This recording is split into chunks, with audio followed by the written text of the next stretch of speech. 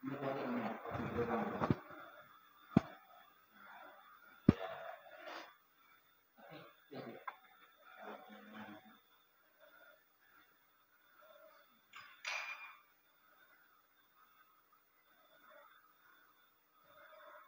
saya mulai ya. Assalamualaikum warahmatullahi wabarakatuh.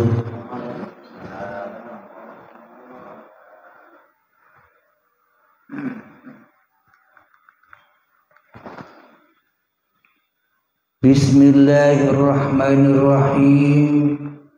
Ashhadu an la ilaha illallah wa ashhadu anna Muhammadar Rasulullah. Allahumma salli ala sayyidina Muhammad wa ala ali sayyidina Muhammad. Rabbi shrah li sadri wa yassir li amri wahlul 'uqdatam min lisani yafqahu qawli. Amin. Bismillahirrahmanirrahim. Salam hormatku buat para seluruh jamaah Uripe Allah, terkhususnya yang hadir di dalam pengajian rutinan setiap Sabtu malam Ahad ini. Semoga kita semua senantiasa mendapatkan limpahan keridhaan Allah Subhanahu wa ta'ala. Amin ya rabbal alamin. Sebelum kita mulai, marilah kita kembangkan dahulu di dalam nyawa, di dalam jiwa, di dalam hati, di dalam roh, dan di dalam kehidupan ini dengan kalimat-kalimat thayyibah. Subhanallah walhamdulillah wa la ilaha illallah wallahu akbar wa la wala quwata illa billahil aliyyil azim. Alhamdulillahi rabbil alamin. Hai orang asing, selama ini kita hidup di dunia ini sebagai orang asing. Kita selama ini hidup di dunia nafsi-nafsi, sendiri-sendiri, bagaikan orang asing. Kita selama ini hidup di dalam pengasingan. Apa-apa kita kerjakan sendiri. Bangun tidur, kita bangun tidur sendiri. Duduk, kita duduk sendiri. Berdiri, kita berdiri sendiri. Ke kamar mandi, kita ke kamar mandi sendiri. Sholat, kita sholat sendiri. Ibadah, kita ibadah sendiri. Makan, kita makan sendiri. Bekerja, kita bekerja sendiri. Usaha mencari nafkah, kita berusaha sendiri. Bagaikan orang asing. Kenapa kita selama ini jadi orang asing? Karena selama ini kita asing. Kita asing. Kita asing terhadap sejarah kita sendiri. Asing dari asal usul kita, asing dari mana kita diciptakan, asing oleh Tuhan siapa kita dibuat, seolah-olah kita asing di dalam kehidupan ini. Kenapa? Karena kita selama ini mengasingkan Tuhan di dalam hati kita selama ini. Seolah-olah Tuhan itu asing bagi kita. Bagaimana tidak asing? Karena Tuhan selama ini kita buat hanya formalitas saja. Tanpa kita bertemu Tuhan. Kenapa? Karena Tuhan asing bagi kita. Selama ini kan yang bersama kita ya kita sendiri, sendirian. Kita hidup sendiri. Kita merasa yang menciptakan badan kita sendiri. Kenapa? Karena kita tidak tahu sejarah kita sendiri. Dari apa kita diciptakan. Dari mana awal mula kita didatangkan ke dunia ini. Meskipun kata orang tua kita dulu pernah bayi, jadi bayi, tapi selama ini kita asing kepada bayi kita sendiri. Kenapa? Karena kita tidak pernah tinggal di bayi. Karena saat bayi kita belum ada. Karena saat bayi kita belum wujud. Karena saat bayi kita belum hidup. Jadi tak wujud dan tak hidup, maka tak bisa berkuasa atau merampas, menguasai kehidupan dan badan ini. Karena kita masih diasingkan. Setelah kita terlahir ke dunia pun jadi orang asing tanpa Tuhan. Karena yang jadi Tuhan di dalam hati kita ya kita sendiri. Yang jadi penguasa di dalam hati kita ya kita sendiri. Kita sendirian hidup di dunia ini orang asing. Maka dari itu agar kita tidak jadi orang asing lagi, maka kenalilah dirimu. Man arafa nafsahu, dari siapa kau diciptakan, dari mana kau didatangkan, dari mana kau diwujudkan. Bila kita tidak tahu diri kita, selamanya kita asing terhadap diri kita sendiri. Jadi kenalilah siapa yang memperkenalkan diri kita ini kepada diri kita sendiri. Maka kenalilah siapa yang memberi nama kita sendiri ini.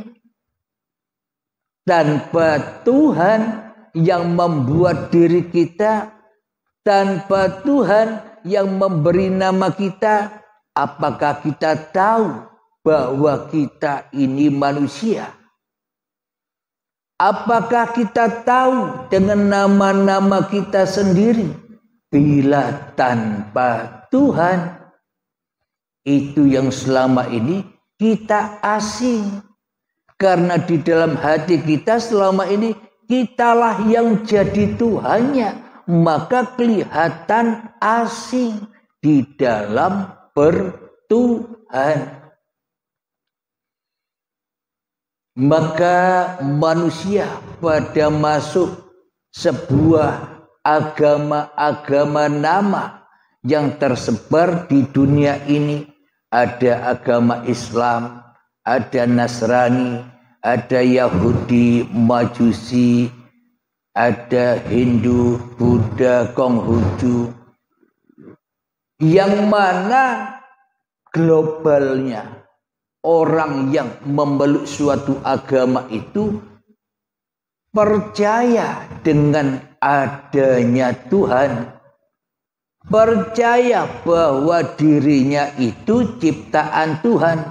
Ini dasar pokok orang beragama.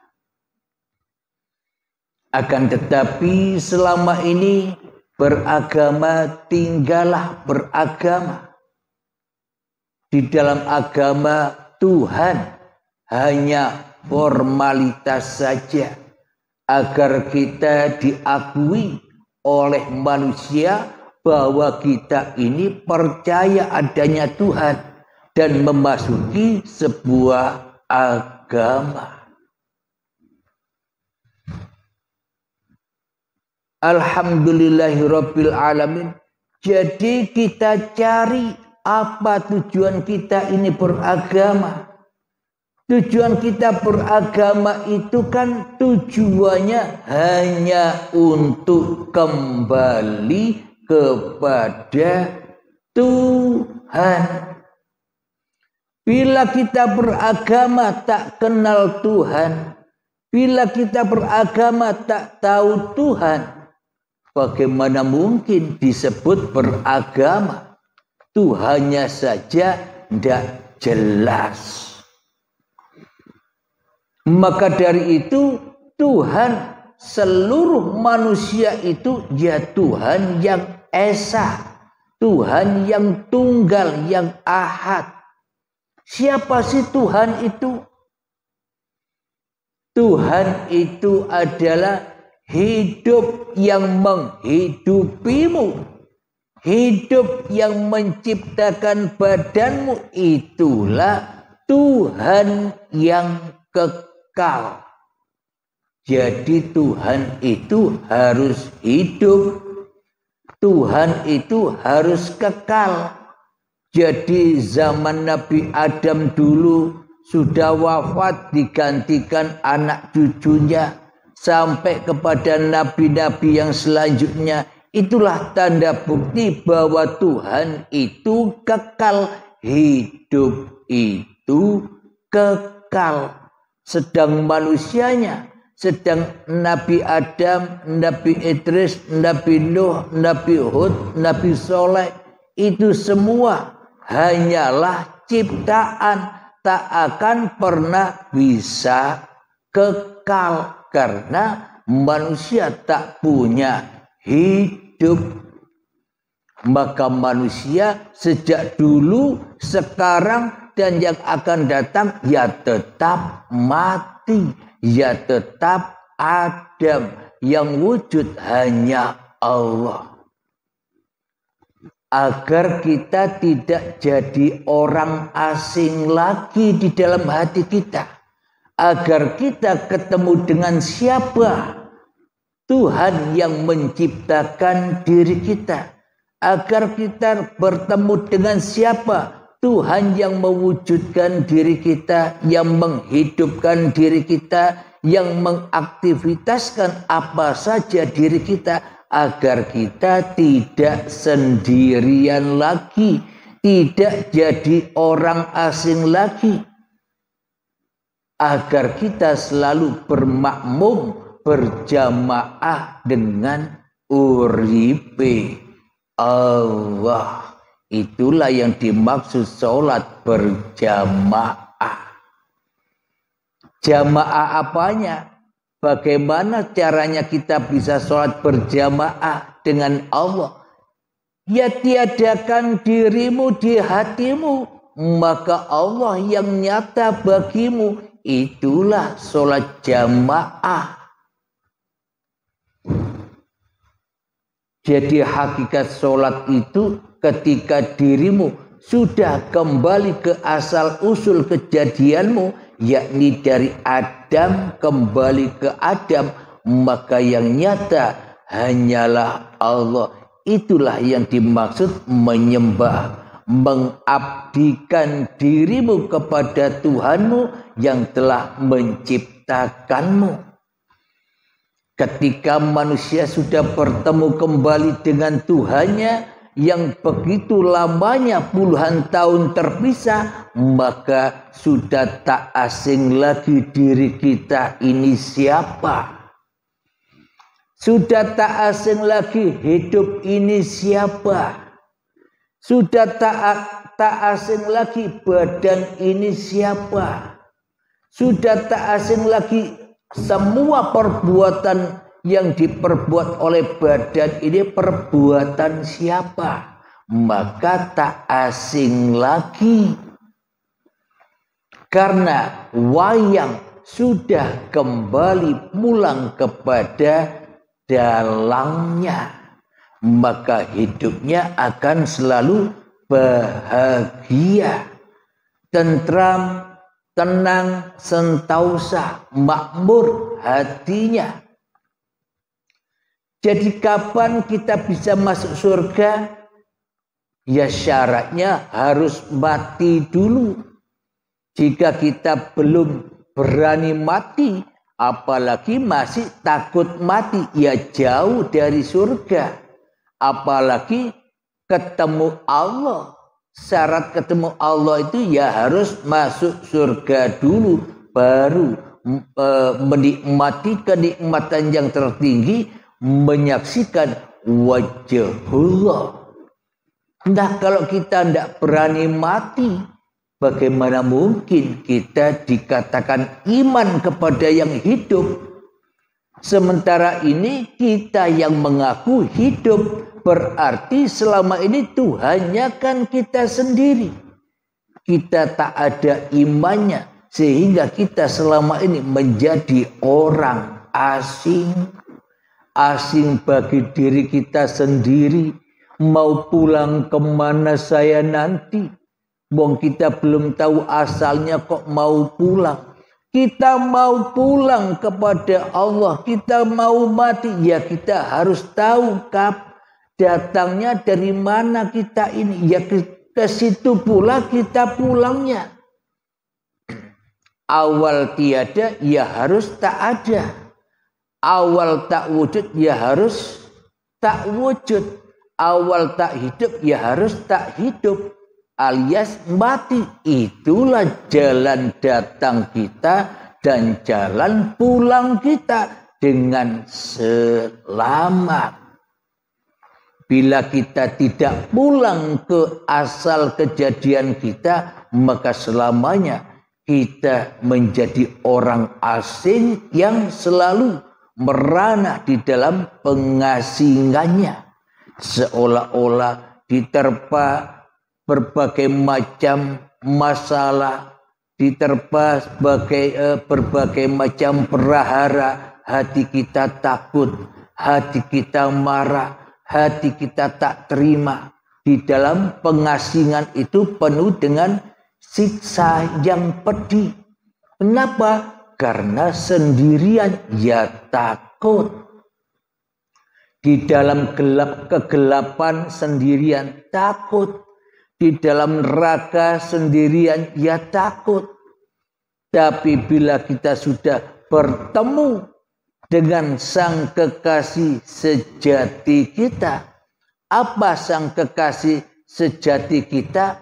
Ya hakikat diri sejati manusia kita yang tak ada, yang tak hidup, yang mati. Itulah teman sejati. Bukan amal teman sejati. Teman sejati hanyalah amal. Itu kan arti bagi hawa nafsu yang mengartikannya. Karena selama ini amal itu diakui oleh amal manusianya. Padahal manusianya tak punya amal. Bagaimana manusia bisa beramal tanpa uripe Allah? Jadi hakikat teman sejati manusia itu adalah ketiadaan manusianya di hatinya. Kematian manusianya di hatinya. Ketidakwujudan diri manusianya di hatinya.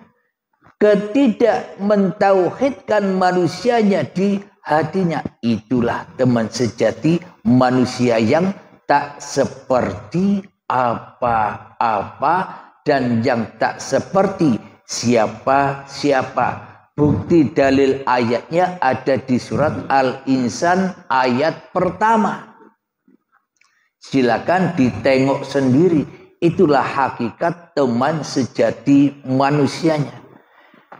Ketika manusianya sudah bertemu teman sejatinya, yakni Adam, maka nyatalah Allah yang mewujudkan dan yang menghidupkan setiap diri manusianya. Bagi manusianya yang sudah rela, yang sudah ridho kembali kepada teman sejatinya, yakni ketiadaan, yakni kegoiban, yakni kebinasaan. Manusianya sebenarnya hanya diperankan saja. Terus manusianya apa terkena dosa? Ya tergantung manusianya. Manusianya masih jadi Tuhan apa tidak di dalam hatinya. Bila yang ditauhidkan masih hawa nafsunya di hatinya, tentunya dosanya yang mengalir terus. Sholatnya berdosa, baca Qur'annya berdosa, sholawatannya berdosa. Karena nyembah siapa kalau bukan nyembah hawa nafsunya sendiri? Yang ditauhidkan di dalam hatinya hanyalah hawa nafsunya sendiri. Ya selamanya terkena dosa. Namun bagaimana caranya agar aku tak kena dosa? Sejak detik ini sampai selamanya bebas dari dosa. Ya jangan jadi Tuhan di dalam hatimu. Ya jangan mentauhidkan dirimu. Tauhidkanlah uripe Allah lah yang menciptamu dan yang memerankanmu. Jadi sama dengan imannya para nabi dan para rasul. Serta imannya Kanjeng Nabi Muhammad. Muhammad bukan kamu yang melempar. Muhammad bukan kamu yang memanah. Akulah yang melempar dan yang memanah itu. Itulah tanda bahwa Muhammadnya, Nabi Muhammadnya sudah pulang kepada teman sejatinya yang tak ada, yang tak wujud, yang tak hidup, dan yang tak punya badan. Karena tanpa badan apakah ada melempar? Jadi hidup dan badan itulah sejatinya sifat zahir batinnya Allah. Nah, jadi agar kita tidak asing lagi di kehidupan dunia ini, ya pulanglah kepada teman sejatimu. Apa? Ya ketiadaan dirimu di hatimu. Bagi sobat-sobat yang sudah berbaiat, mudah untuk mengaplikasikannya. Tapi bagi teman-teman atau sahabat-sahabat yang belum berbaiat, ya belajarnya lewat mengheningkan cipta. Ayo kita belajar lagi mengheningkan cipta agar hening kewujudan diri manusia kita, agar hening kehidupan diri manusia kita, agar hening segala aktivitas kita di dalam hati kita. Malamkan dahulu diri kita, gelapkan dahulu diri kita hingga sudah tak kelihatan lagi. Maka ketika sudah tak terlihat lagi diri manusianya, maka muncullah fajar.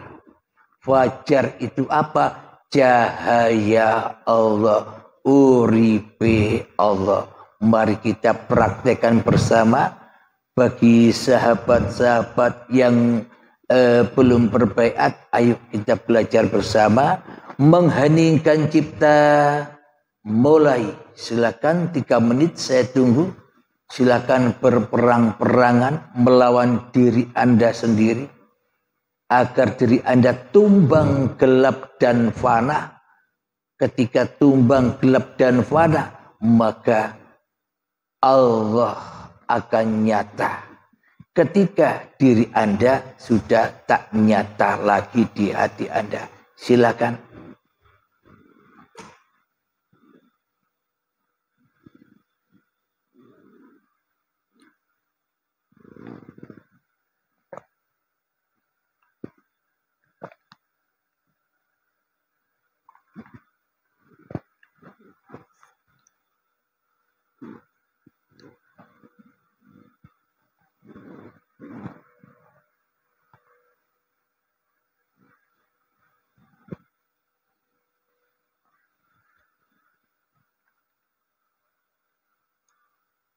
Sambil hening, sembari saya pandu, inna syaitana lakum aduwwum mubin. Sesungguhnya syaitan itu adalah musuhmu yang nyata bagimu. Siapa yang wujud di dalam hatimu? Siapa yang lebih hidup di dalam hatimu? Bila bukan Allah, yaitulah syaitan. Maka bunuhlah, maka hancurkan singgasana syaitan yang selama ini merampas kesucian diri manusia kita. Yang selama ini merampas kesejatian diri manusia kita. Mestinya tak ada. Tapi iblis setan selalu menyuruh, selalu membisikkan di dalam dada kita. Bro, kamu itu lo wujud. Katanya iblis begitu. Bro, kamu itu lo hidup. Ini lo hidupmu. Ini lo badanmu. Ini lo laku-lakumu. Ini lo sholatmu. Ini lo ibadahmu. Ibaratkan iblis itu, setan itu selalu membisikkan di dalam hati kita supaya diri kita menjadi Tuhan. Agar Tuhan selalu goib di dalam hati kita dan agar diri kita yang selalu wujud. Itulah setan di dalam menyesatkan hati manusia agar sama-sama tinggal di dalam neraka, agar sama-sama panasnya. Karena setan mencari teman. Silakan dilanjut heningnya. Alhamdulillahirabbil alamin. Mengheningkan cipta selesai.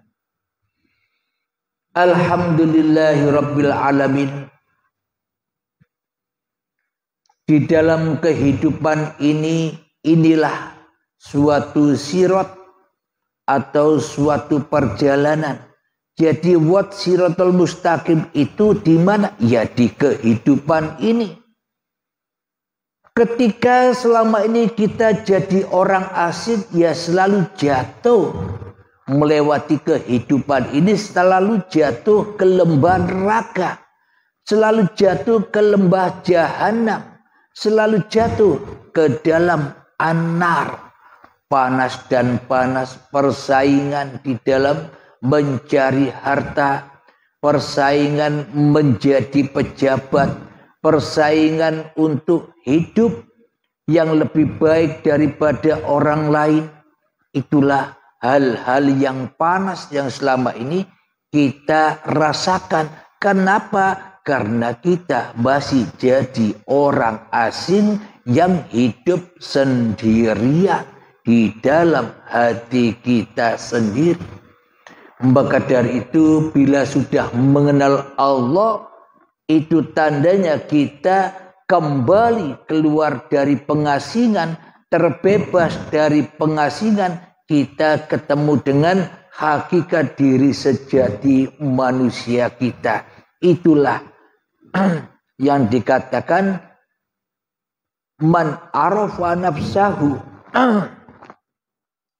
Jadi bila manusia sudah makrifat, jika sudah manusia sudah makrifat tahu terhadap asal usul kejadiannya, yang sebenarnya diri manusianya ini tidak kenal dengan diri manusianya tanpa Allah, saat itulah manusianya sudah tidak makrifat lagi kepada manusianya. Ketika manusianya sudah tahu bahwa dirinya sebenarnya mati, bahwa dirinya sebenarnya tak wujud, bahwa dirinya sebenarnya tak hidup, maka bebaslah manusianya dari pengasingan. Yakni semua kembali amanah-amanah yang diembannya selama ini dikembalikan dengan selamat kepada yang mengamanahinya, kepada Tuhannya. Itulah kebahagiaan, itulah kebebasan jiwa. Bebas dari belenggu-belenggu penjara-penjaranya hawa nafsunya sendiri selama ini. Alhamdulillahirabbil alamin. Semoga yang sebentar ini walaupun sebentar bisa merasuki, bisa memahamkan, bisa menghidayai kita semua, terutama diri saya sendiri. Semoga terhidayah dengan apa yang telah dipaparkan ini. Karena sejatinya ilmu bukan milik manusianya. Ilmu hanyalah milik uripe Allah. Jadi jangan pandang sosok manusianya, pandanglah Allah yang memahamkan dan Allah yang dipahamkan. Jadi maknanya yang memahamkan dan yang dipahamkan ini maknanya ya lagune uripe dhewe, ya pagelaran uripe dhewe, ya panggung sandiwaranya kehidupan ini. Alhamdulillahirabbil alamin. Sebelum kita akhiri, marilah kita gemahkan selawat dalimin daful bala.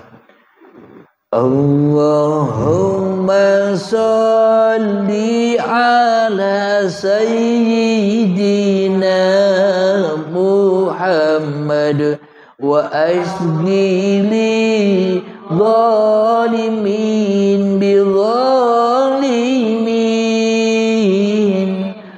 Allahumma salli ala sayyidina Muhammad wa asghili zalimin bi zalimin wa ahrijna min bainihim salimin wa ala alihi wa sahbihi ajma'in. Alhamdulillahirabbil alamin. Allahumma ya qadiyal hajat, Allahumma ya mujibad da'awat, Allahumma ya rafi'ad darajat, Allahumma ya muhillal muskilat, Allahumma ya syafiyal amrat, Allahumma ya kafiyal muhimmat, Allahumma ya dafi'al baliyat. Allahumma khtim lana bil iman, Allahumma khtim lana bil islam. Rabbana atina fid dunya hasanah wa fil akhirati hasanah wa qina adzabannar. Akhir kalam. Assalamualaikum warahmatullahi wabarakatuh.